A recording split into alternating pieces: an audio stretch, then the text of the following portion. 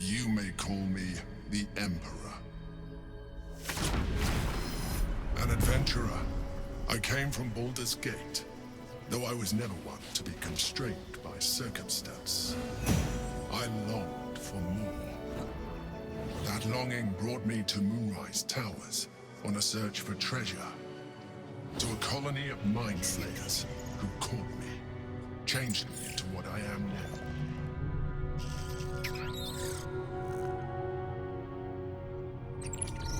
For years, I served the Elder Brain, the one you know as the Absolute.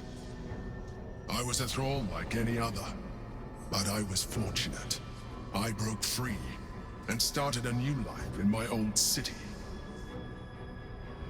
I sustained myself on criminals. Unglamorous, but there are plenty of them, rarely missed. And they fueled me while I did my work. I had the good fortune to meet Duke Stelmane. We formed a partnership, and through her, I became the governing force behind the Knights of the Shield, the largest mercantile operation in Baldur's Gate. People referred to me as the Emperor. Such was my influence, though of course they had no idea what I really was. My needs were sated. I was happy for a while, until my true nature was discovered by the tyrant himself, Lord Gortash. He tore me from my home and brought me back to the Brain, where I became a slave once again. A slave he continued to call me Emperor. The name was intended as a slight, to remind me of the heights from which I fell. But I have grown fond of it. It encapsulates well who I've become.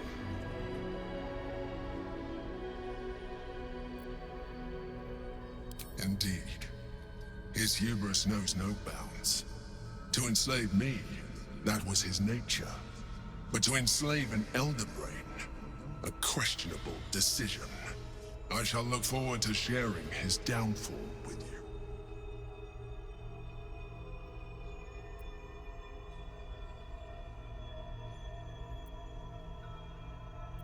Rather them than potential future allies, like you.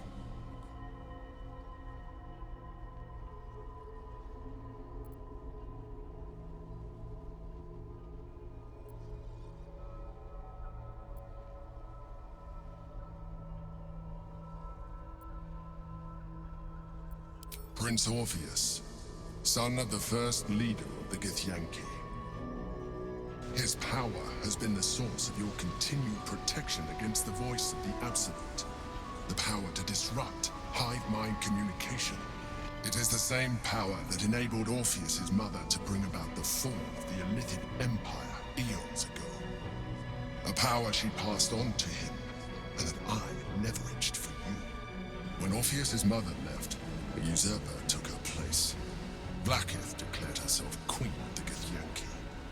Vlaakith wanted his power, but Orpheus rose against her, and so she sealed him and his honor guard within this prison. Bound by infernal chains, Orpheus could never leave. Bound by duty, his guard never would. They were close to breaking my hold on that prince. And if they had succeeded, we would be lost. I am relieved. You have embraced your potential enough that you could help me eliminate them. Alone, Orpheus will be much easier to control.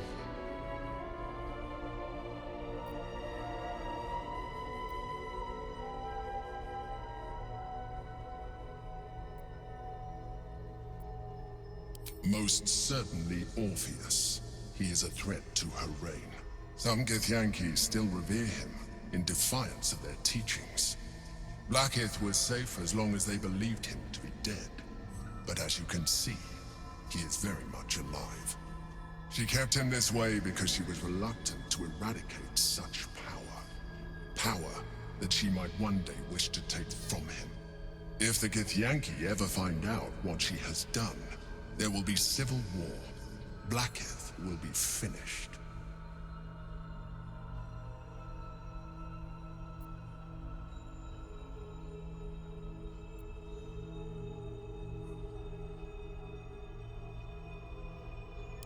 very good question. One that I have been unable to answer. That Orpheus lives at all is ruinous to Blackith. She has done everything in her power to keep his existence a secret. That Gortash and the Chosen found out about it.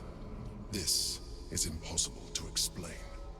But it was important enough to them that Gortash sent me to retrieve it. The moment I found it, I felt a change. My free will returning. I followed the feeling inside and found Orpheus. I realized what the prism was for. Containment.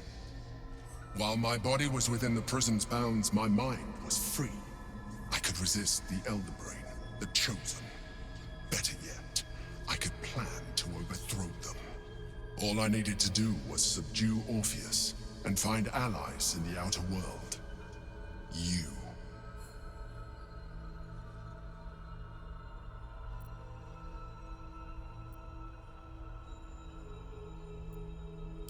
That would be a terrible idea. The moment he is free, he will attack you. Your only defense would be to kill him, and in so doing, he would doom us both. Even though he is subdued, you feel Orpheus's revulsion, a pulsing hatred that cannot be contained. The Emperor is telling the truth. To him, you are just another wretched illithid. You carry a tadpole. As far as Orpheus is concerned, you are already a Lithid, a sworn enemy, just like me.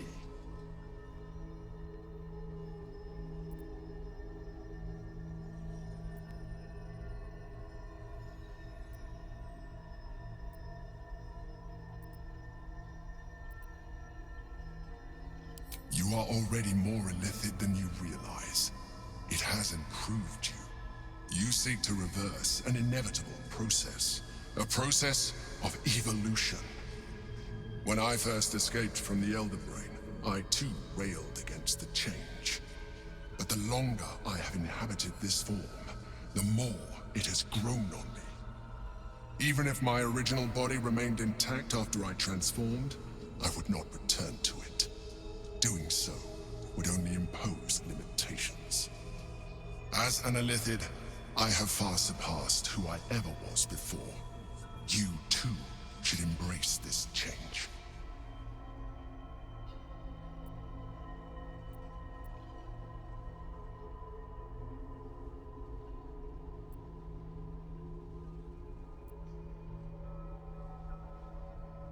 I believe we'll have a better chance of defeating the Elder Brain if you embrace your latent illithid potential. I've been studying you for a while now.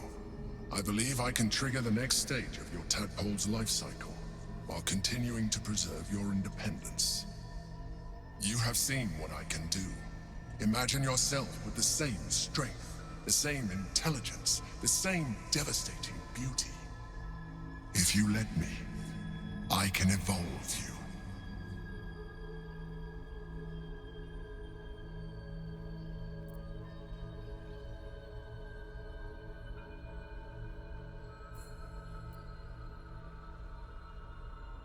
The answer is twofold. One, I can, but it would kill you, as I told you before.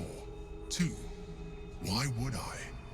You have done well with the limited form you have, but you would do far better as an illithid. So, do you wish to evolve or not? I understand. Let us hope then that your present self will be sufficient to deal with 3 gods of death and a giant magically enhanced Elder Brain. But in case you change your mind...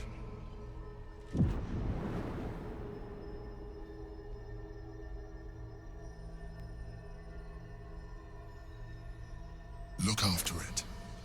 Use it when you're ready to evolve. You or your allies. It has vitality enough for you all, but we mustn't lose focus.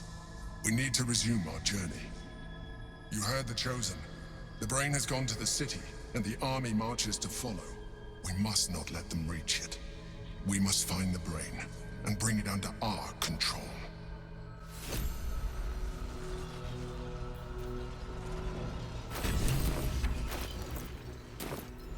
give up now.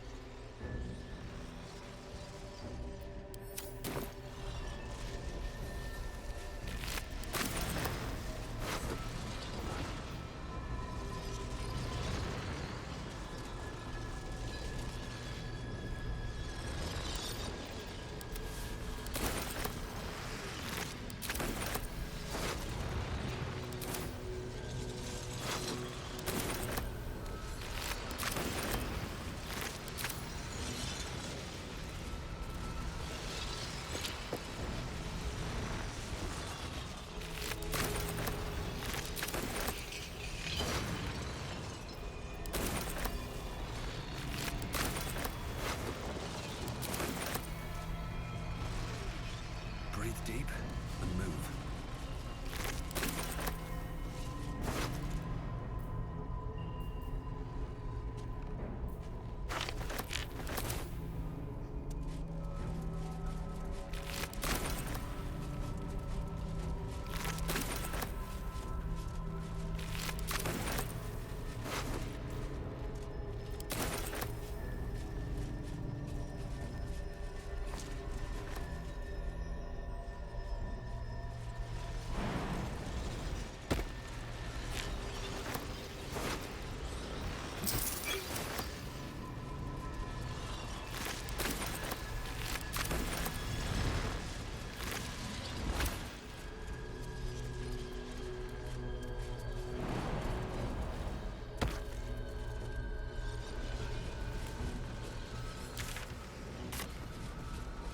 Always room for more?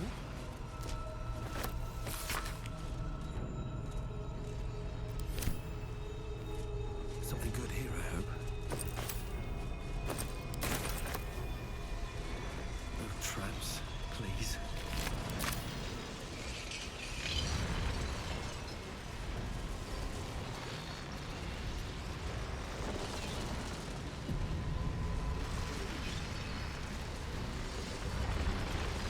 The orb hums with cerebral magic, permeable, impenetrable. Within it, the Githyanki prince is as silent as a corpse, but for the murmur of his powers being siphoned away.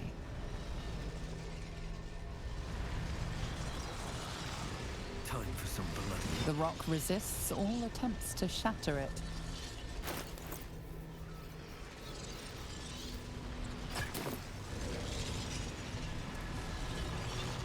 The rock resists all attempts to shatter it. The rock resists all attempts to shatter it.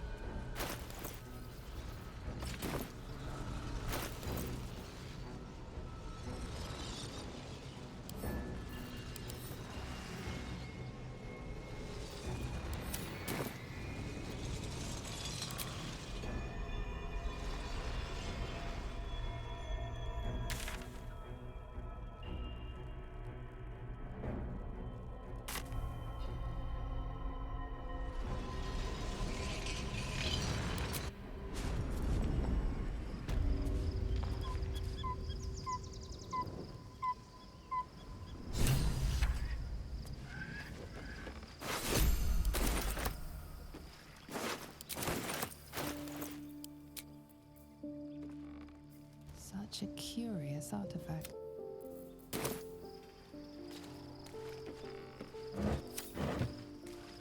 It's been a long day. I'll need to rest soon.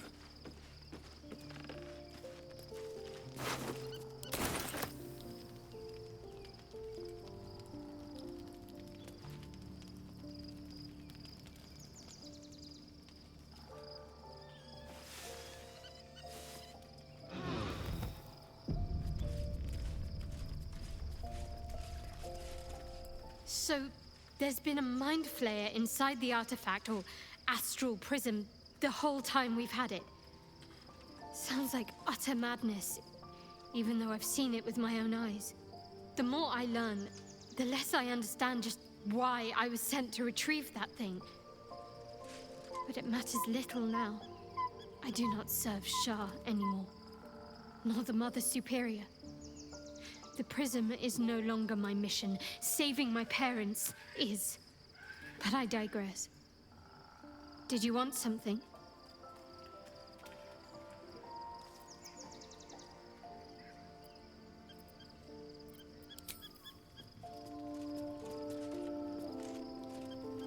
I need a moment for the two of us. Your parasite communes with Lae'zel's. Her heart races as she learns of the events inside the astral prism. Orpheus, Gith's only son. He lives.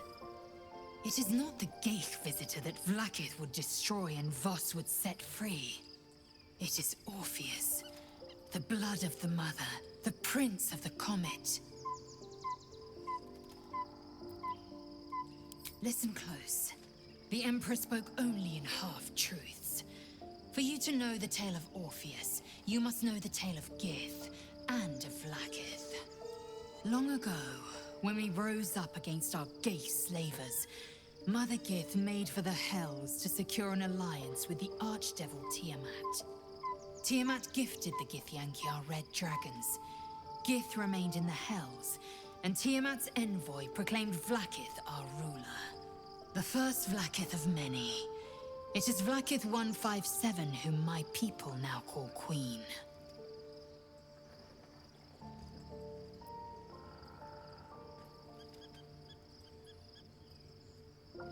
Yes. Our current queen has claimed undeath and reigned for 1,000 years. But it was the first whom Orpheus tried to slay. Orpheus is Gith's only son. He led his mother's own honor guard in a coup against Vlaakith I. It was Kithrak Voss himself who slayed the prince in vicious battle. Or so the Varshas teach us. Yet the Prince of the Comet's been with us, subdued by that repugnant Illithid. Should Orpheus go free, he would tear Vlaakith's empire to pieces and build new glory from the scraps.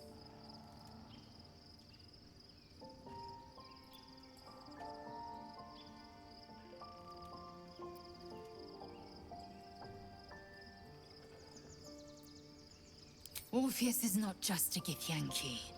He is Mother Gith's blood. Every word Voss spoke, he spoke true.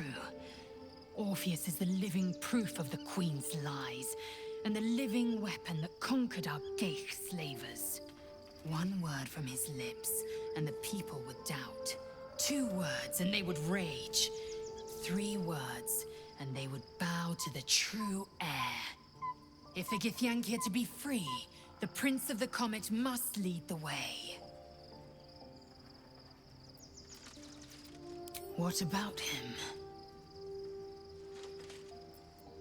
The historical slates describe Orpheus as a fearsome, terrible creature, powerful beyond measure, and enthralled by the Geich. So mad with power, he'd smash through the Githyanki Empire and deliver the shards to his Illithid masters. And glowing with such psionic force that he and his red dragon blazed a trail through the skies. A lethal comet careening towards my people. Lies, of course. Vlaakith spread a false image of Orpheus as monstrous betrayer, and her knights as the butchers who sliced him through. She was right to fear him, I'll grant her that. So great is the comet, it could shatter her reign.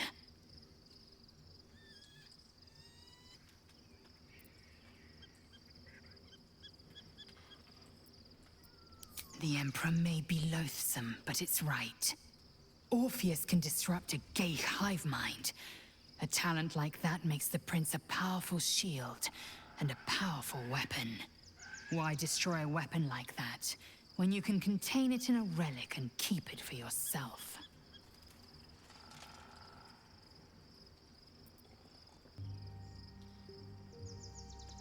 A weapon is only an asset for as long as it isn't pointed at you. The means of Vlaakith's own end has been ripped away from her. Better to have Orpheus killed than to risk his escape. Better to risk the rise of Illithids than let the Prince of the Comet deny her the godhood she craves.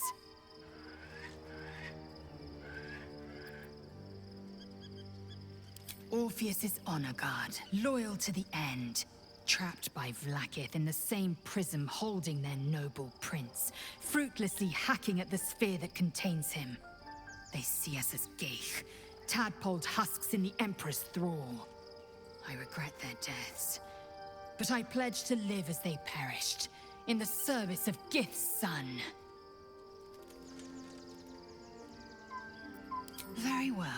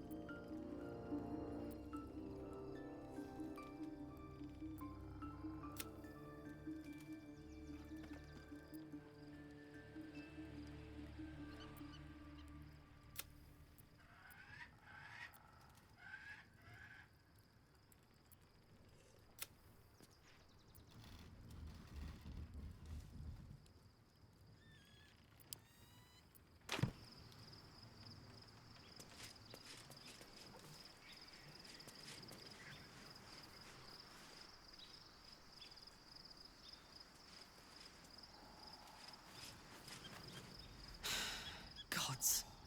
A mind flayer's been getting their tentacles all over our dreams this whole time. I'm really not sure about putting any trust at all in this thing. It's already shown itself a liar. I've got my eyes on the Emperor, and Karlach doesn't blink. Gods, Shadowheart looks like a stack of gold.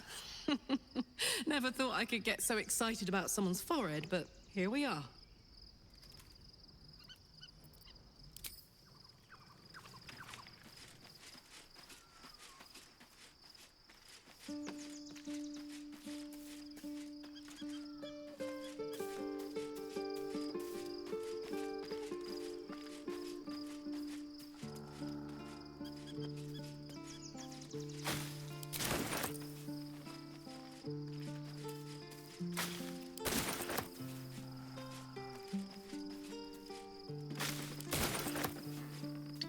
Begone, friend.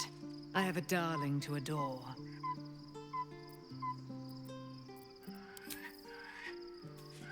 Looking forward to a bit of rest, if I'm honest. It's been a long century.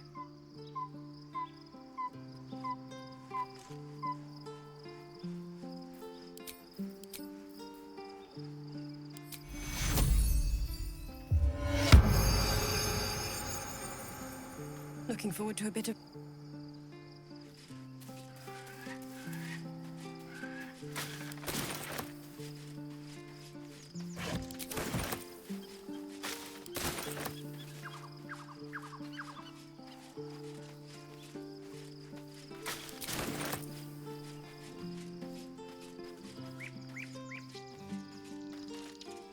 I was concerned when I saw Shadowheart creeping about with a blade in the dead of night, but it was just to cut her hair, it seems. It suits her.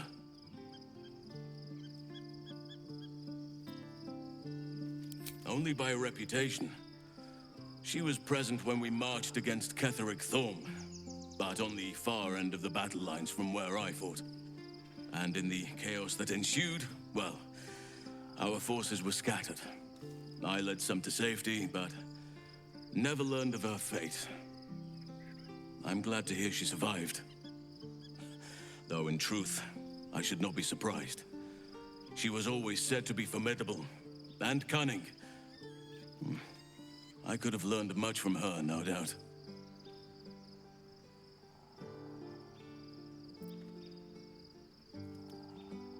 No matter how long I live, I will always strive to remain a keen pupil. Only a fool would think he could drink in all knowledge until none is left. There is always more. Nature's tapestry is infinitely complex. I cannot help but wonder how she would have handled some of the challenges I faced as Archdruid. Would she have helped the refugees? Defended the Grove? Controlled Korga? At least now we can benefit from her presence, and perhaps work to a common goal.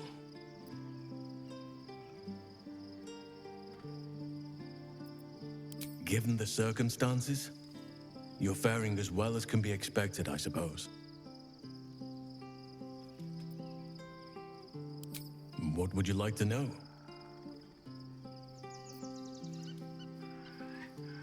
I am? Trust me, it's been said. You show more restraint than most in avoiding the subject until now. Who's to say? Perhaps there's a half-orc buried somewhere in my ancestry. Or perhaps not. Sometimes I think conventional wisdom is too narrow about what someone can or cannot be. Stranger things have most certainly happened.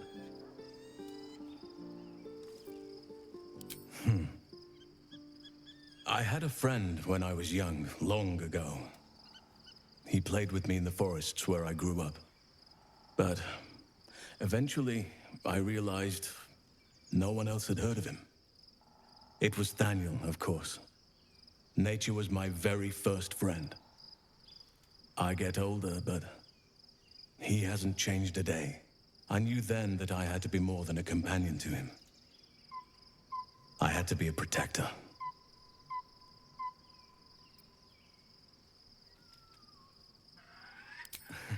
You're not a doppelganger, are you? Trying to study me to learn all my secrets so you can take my place? Save for me, my line perished a long time ago. They rest in High Forest now, near the shade of the grandfather tree. The Grove became my family, with Sylvanas as my teacher. And now I have you.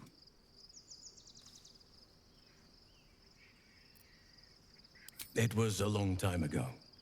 The wounds don't heal, but they become more bearable. I'm 350 years old. Of course there have been lovers. Just because I love nature doesn't mean I'm betrothed to it. Though sometimes, nature needs reminding. Right now, I bed down alone, I'm afraid. Perhaps once I talk less of curses and parasites, my fortunes will improve.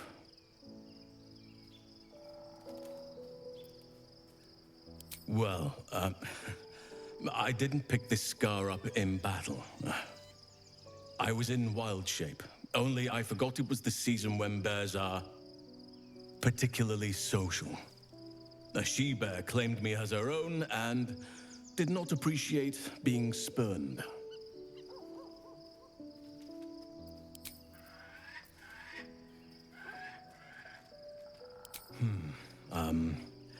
I suppose you wouldn't be shocked to learn I love animals and nature? I know, well-trodden territory. Well then, let's see. I whittle in my spare time? And I've something of a sweet tooth. Although everyone's very amused when I say I like honey.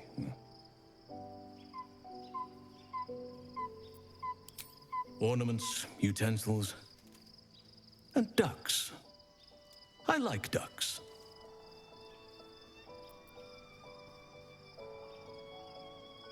I like what I like. Once you get to my age, you realize there's little point in denying yourself, so long as others aren't affected. Thank me by returning the favor, why don't you? Come on. I'm sure you've something better than carving wooden ducks.